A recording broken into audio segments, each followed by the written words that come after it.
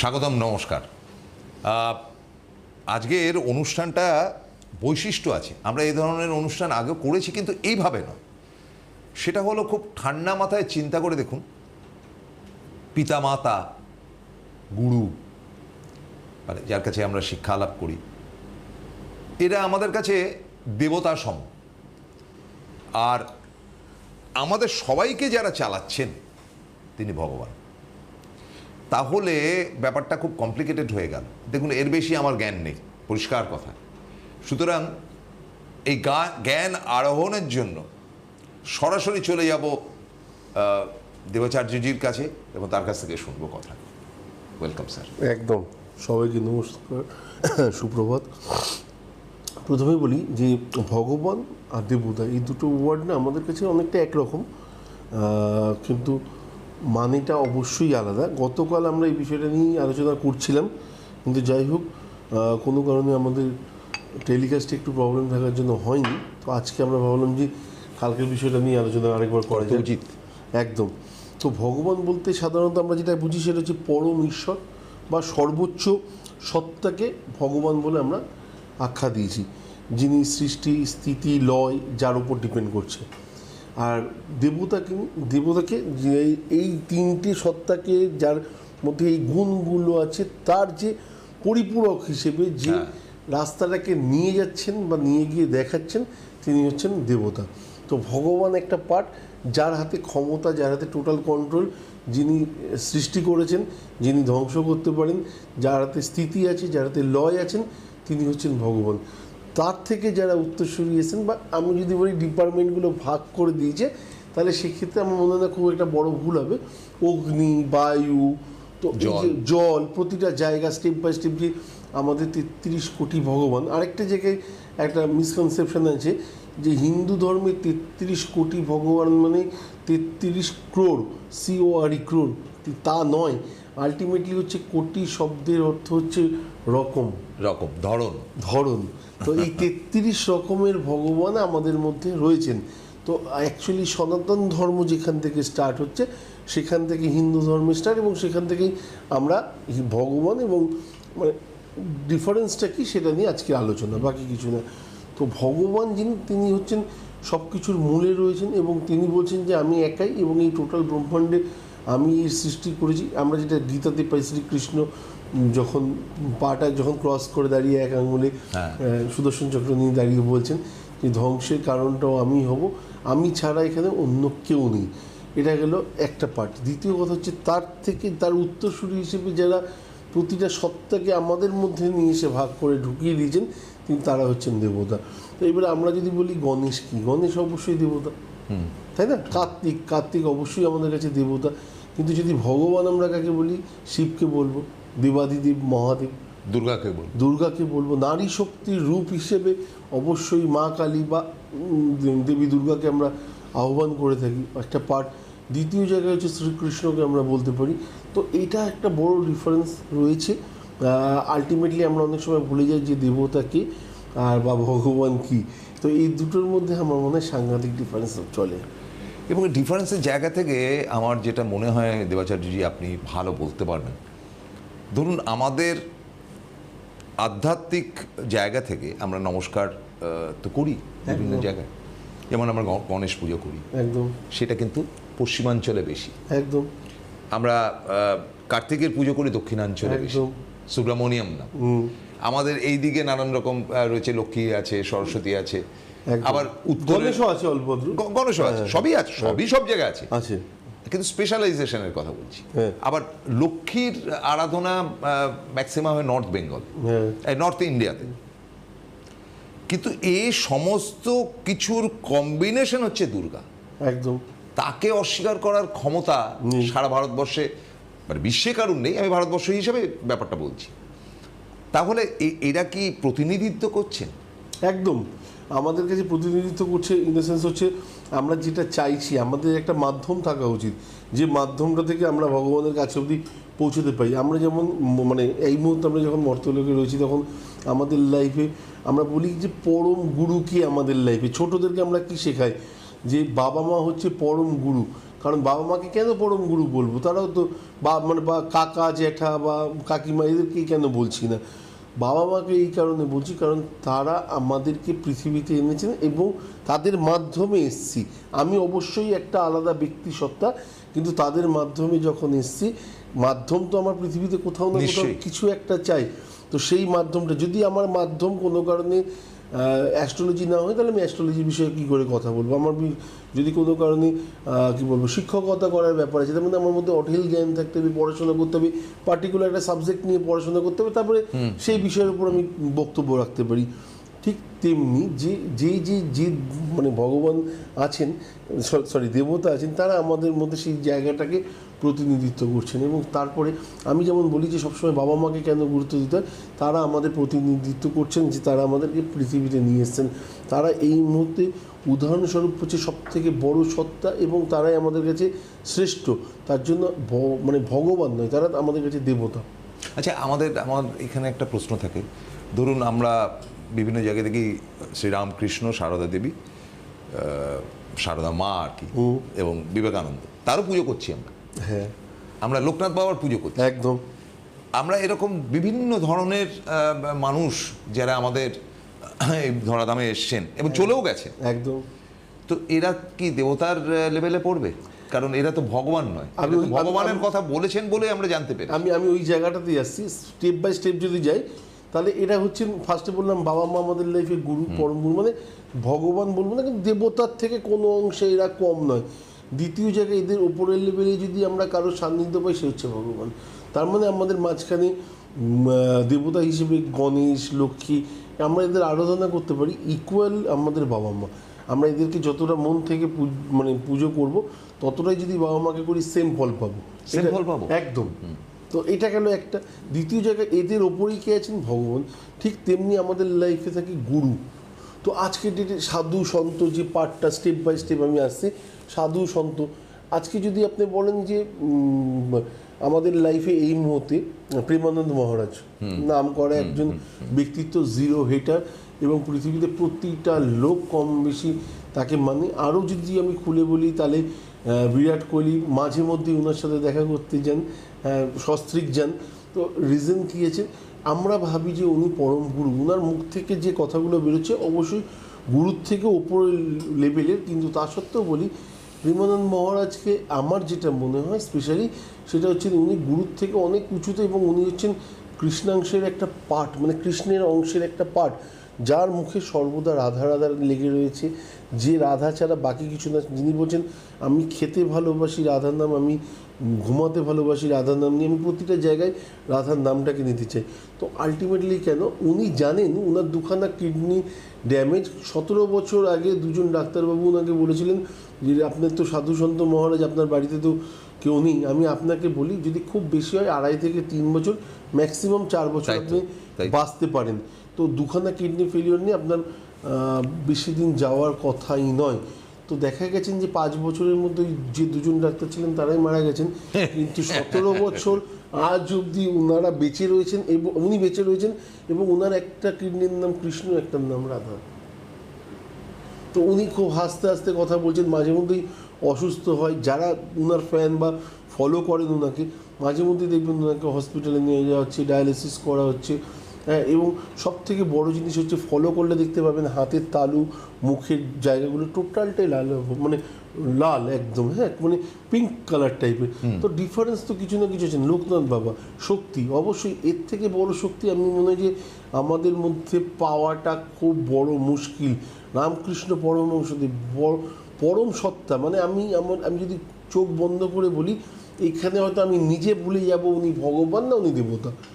First কথা হচ্ছে, কারণ ওনার প্রতিটা কথা, প্রতিটা জায়গা, প্রতিটা দিক, রামকৃষ্ণ যেদিনকে লাস্ট টাইম কোথাও না কোথাও আমাদের বিবেকানন্দজি মহারাজ, মানে স্বামীজির মনে সংশয় রয়েছে যে উনি আসলে কি, মৃত্যুর ঠিক 3 দিন আগে, তখন উনি আসলে ঠিক কি, উনি কি ভগবান, নাকি উনি আমাকে দেখাচ্ছেন, নাকি এটা ওনার একটা কি বলবো, আমাদের লোক মানে রেগুলারকার ভাষাতে বলবো হয়তো নর্মাল ব্যাপার, যে আমাকে হয়তো বোকা বানাচ্ছে। কোনটা?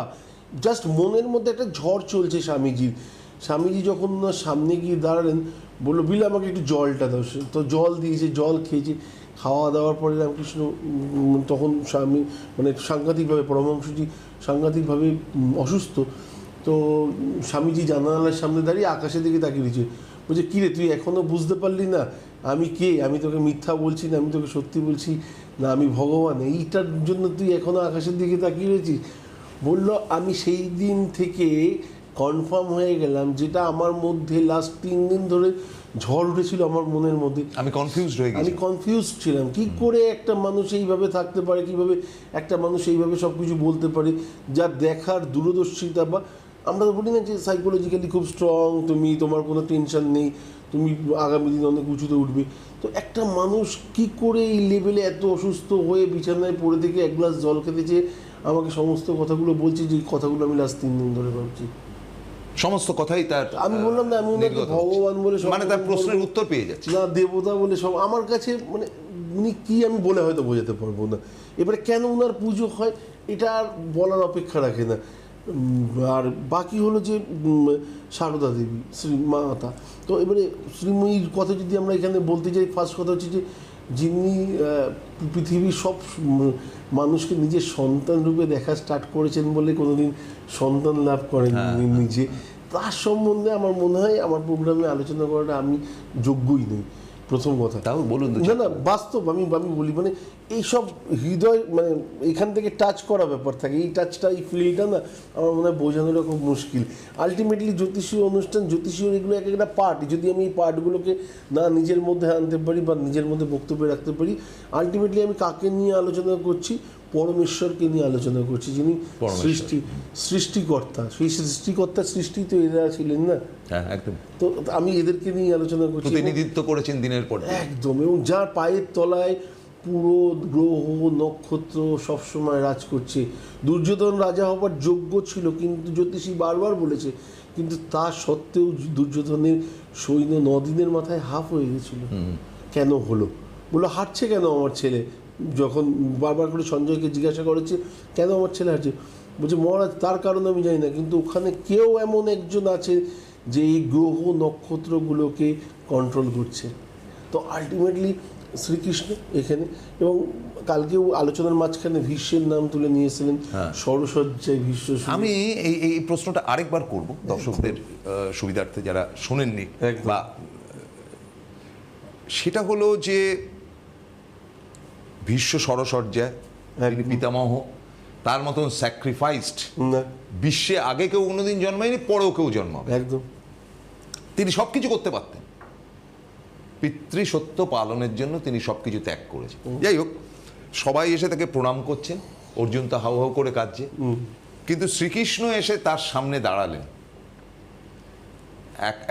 মুখে তার হাসি। ওই সরসজ্জা থেকে ভীষ্ম তাকে প্রণাম করল। একদম। কে তিনি?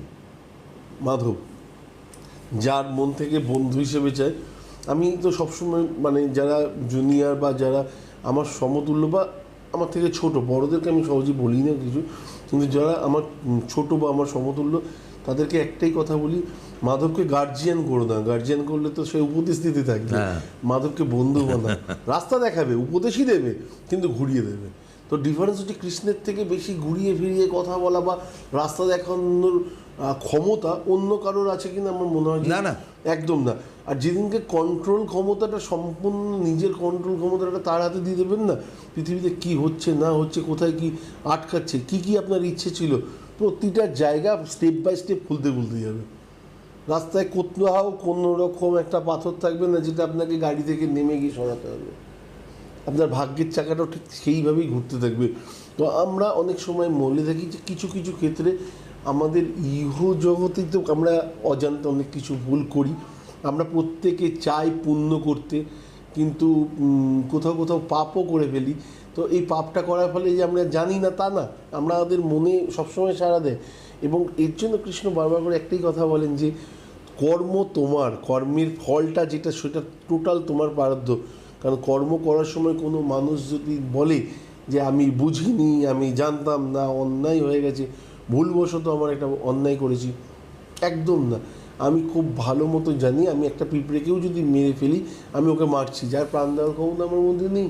তার মানে কোথাও না কোথাও মৃত্যুর যে জায়গাটা সেটা আমার মধ্যে, আমি একটা পাপ কোথাও না কোথাও নিয়ে নিয়েছি।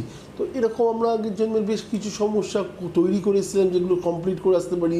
এই জন্মে এসে হয়তো দেখা গেছে 5 বছর 6 বছর কারো 10 বছর টানা খারাপ গেছে, কিন্তু এখনও বলছি, জোর গলায় বলছি, সারা জীবন কখনো কারোর খারাপ যেতে পারে না।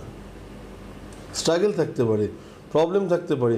আপনি দেখা গেছে জীবনে 52 বছর বয়স অবধি লড়াই করে গেছেন, কিন্তু 52 বছর কেন 55 বছর অবধি লড়াই করুন, 55 বছরের একদিন থেকে যদি আপনি ভাবেন আপনার লাইফের শ্রেষ্ঠ দিন শুরু হলো, সেদিন থেকে আপনি যে কত দিন বাঁচবেন না কেন প্রতিটা দিন আপনার কাছে সোনার মতো। বাস্তবিকই তাই।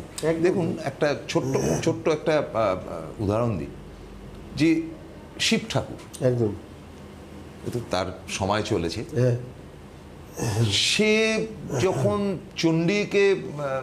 চণ্ডী মারা গেল তখন তার প্রলয় নাচনে কাঁপিয়ে দিয়েছিল পৃথিবী, একদম, যে কে বেঁচে থাকবে না পারবে গুলি মারো, সব ধ্বংস হয়ে যায়।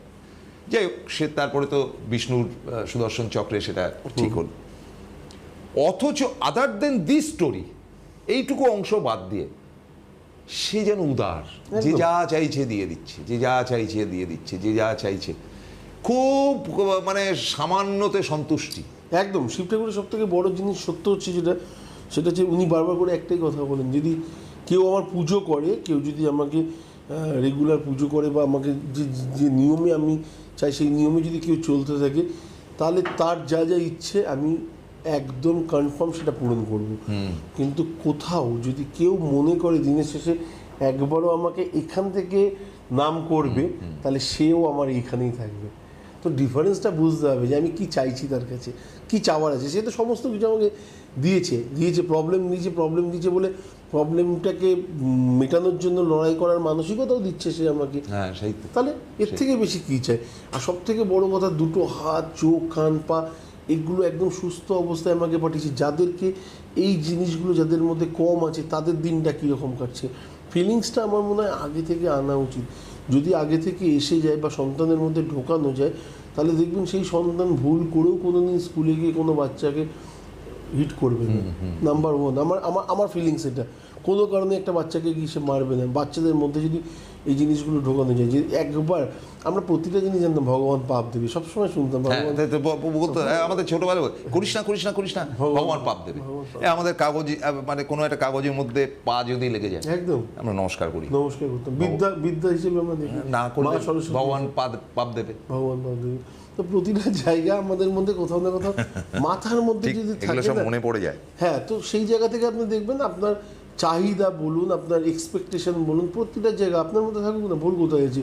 আপনার মনে হতেই পারে আমার একটা ভালো ক্যামেরার রিকোয়ারমেন্ট আছে, এবার এই ক্যামেরাটা হয়তো বাবার ক্ষমতা নেই কিনে দেওয়ার, তার মধ্যে যদি আপনি বাবাকে গিয়ে বারবার প্রেশার করেন, আমার মনে হয় অজান্তে অনেক বেশি ভুল আপনি করে, মানে পাপ করে ফেলছেন।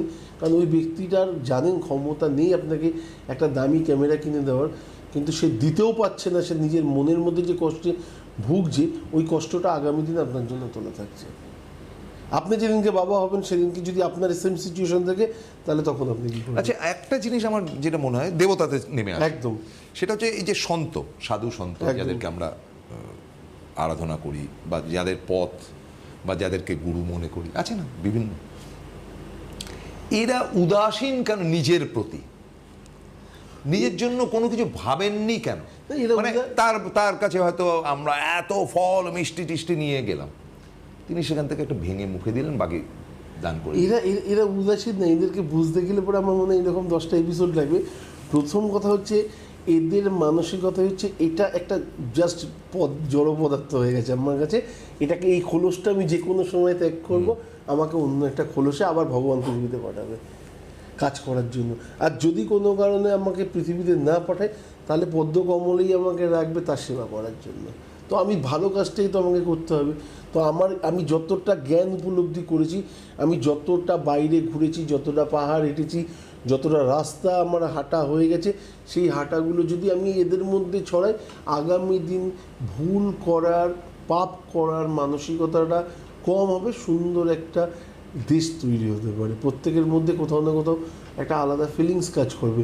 তো এই এই বিশ্বাসে তারা সবসময় দৌড়ে যাচ্ছেন, বাকি কিছু না। তারা জানেন যে শরীরে কিছু দিলেও কিছু, না দিলেও কিছু না। তাহলে এভারেস্টের উপরে বসে থেকে ওই ঠান্ডার মধ্যে যাচ্ছে কি করে, সেও তো ধ্যান করে যাচ্ছে, কিন্তু গায়ে এক ফোঁটা বরফ পড়ছে না। কি অদ্ভুত ব্যাপার। কি করে সম্ভব? তার হার্টবিট চলছে, সে জানে তার উপরের খোলসটা জাস্ট চেঞ্জ করার টাইম যখন আসবে সে অটোমেটিক্যালি চেঞ্জ করে নেবে। সদ্যজাত শিশুকে নিয়ে নন্দ তার একদম মুবলি বোন, মানে তার নিজে বোন না, পাতানো বোনের কাছে গিয়ে দিয়ে আসছে, সাপ এসে তাকে গার্ড করছে। একদম এই কৃষ্ণের জন্ম, একদম কৃষ্ণের জন্ম। এবং নন্দ চিন্তাও করলো না যে এ তো সবে জন্মেছে, মায়ের দুধটুকু পর্যন্ত খায়নি, এ তো মরে যাবে ওই বৃষ্টির জলে। কিচ্ছু না, মানে এগুলো সব তার লেখা। আজকে স্পেশালি অমাবস্যা স্টার্ট হবে, আগামীকাল অমাবস্যার পুজো তারাপীঠ থেকে, তারাপীঠ মহাশ্মশান থেকে। সাথে দেবাচার্য বা আদিশ্রী দেবাচার্য বলে একটা চ্যানেল আছে, যদি মনে করেন সেখানে গিয়ে সাবস্ক্রাইব করে রাখতে পারেন। ওখান থেকে লাইভ পুজো যেটা হবে সেটা অবশ্যই দেখাবো। যারা যারা আহুতি দিতে চান, আমার যিনি পুরোহিত মশাই আছেন তিনি অবশ্যই সেখান থেকে বসে, হ্যাঁ, অনলাইনে আপনারা ঘরে বসেও জাস্ট ঠাকুর ঘরে যাবেন, হাত জোর করবেন, যদি ফুল টুল রাখতে পারেন 9:30টার মধ্যে টাইমিং। এবং যারা যারা মনে করবেন যে অঞ্জলি দেবো বা আহুতি দেবো, আহুতির মন্ত্রই পাঠ করানো হবে, সেই ফুলটা নেবেন, একটু শুদ্ধ করে নেবেন, গঙ্গাজল ছিটিয়ে নেবেন, নিয়ে মায়ের পায়ে দেওয়ার চেষ্টা করবেন। বিশ্বাস রাখুন যে কোথাও না কোথাও 2বার 3বার 4বার বেলায় আপনার ফ্যামিলিতে আপনি যে কারণে যে জিনিসটা দিতে চলেছেন এর জন্য কোনো রকম টাকা পয়সা খরচা হওয়ার ব্যাপার নেই। কারণ লোকে জ্যোতিষীর কাছে গেলেই মনে করে সাংঘাতিক খরচার ব্যাপার আছে। ওইখান থেকে আমি ওখান থেকে একটু বিরত অনেকটাই দূরে, এখন থেকে একটু বিরত রেখে আমি আপনাদের জন্য, অনেক মানুষ আছেন যাদের হয়তো মানে সমসাময়িকভাবে হয়তো সেই অর্থ প্রদান করার মতো ক্ষমতা নেই, তারা এই বিশ্বাসে এই অমাবস্যাগুলোকে পালন করুন। আমি কৌশিকী অমাবস্যার কথা দিতে পারবো না, কারণ কৌশিকী অমাবস্যায় যারা যান তারা জানেন ভালো মতো ওই এরিয়াটাতে জ্যামার বসানো থাকে। ওই জ্যামার থাকার জন্য কি হয়, নেটওয়ার্ক থাকে না। আমি হাজার চেষ্টা করলেও আপনাদেরকে বাড়িতে বসে আরতি দেওয়া বা কিছু করানো চেষ্টা করলেও করাতে পারবো না। কিন্তু আজকে যে অমাবস্যা লাগছে, কালকে সন্ধ্যে 6টা থেকে আমার পুজো স্টার্ট হবে এবং তারপরে ঠিক 9টা 9:30টার সময় আহুতি প্রদান হবে। যারা অনলাইনে থাকবেন, যারা দেখতে থাকবেন, তাদের জন্য তারা নিজের নাম গোত্র বলে নিজের বাড়িতেই ঠাকুরের পায়ে ফুল রাখতে পারবেন। এবং যদি মনে হয় মালা মিষ্টি যেগুলো প্রয়োজন, ধূপকাঠি মোমবাতি যেগুলো আছে সেগুলো অবশ্যই জ্বালাবেন। পরপর সামনেরটাতে তো আমার কিছু করার থাকবে না, নিজেদের মধ্যে নিজেরা করে নেবেন, পুরোহিত ডেকে দরকার হলে করে নিতে পারেন। কিন্তু তারপরেরটাতে আবার অবশ্যই পেয়ে যাবেন, তখন জ্যামারের প্রবলেম থাকবে না। কিন্তু আজকে যেটা স্টার্ট হচ্ছে, আগামীকাল যেটা হবে, তার জন্য বলবো সবাই অবশ্যই সাথে থাকুন, দেখতে থাকুন। সাথে ধন্যবাদ দেবাচার্যজি। আজকের মতো শেষ করতে হচ্ছে, আগামীকাল 10:30টায় তার অনুষ্ঠান থাকবেই, এই গ্যারেন্টি দিয়ে আজকের মতো বিদায় নিচ্ছি। নমস্কার। নমস্কার।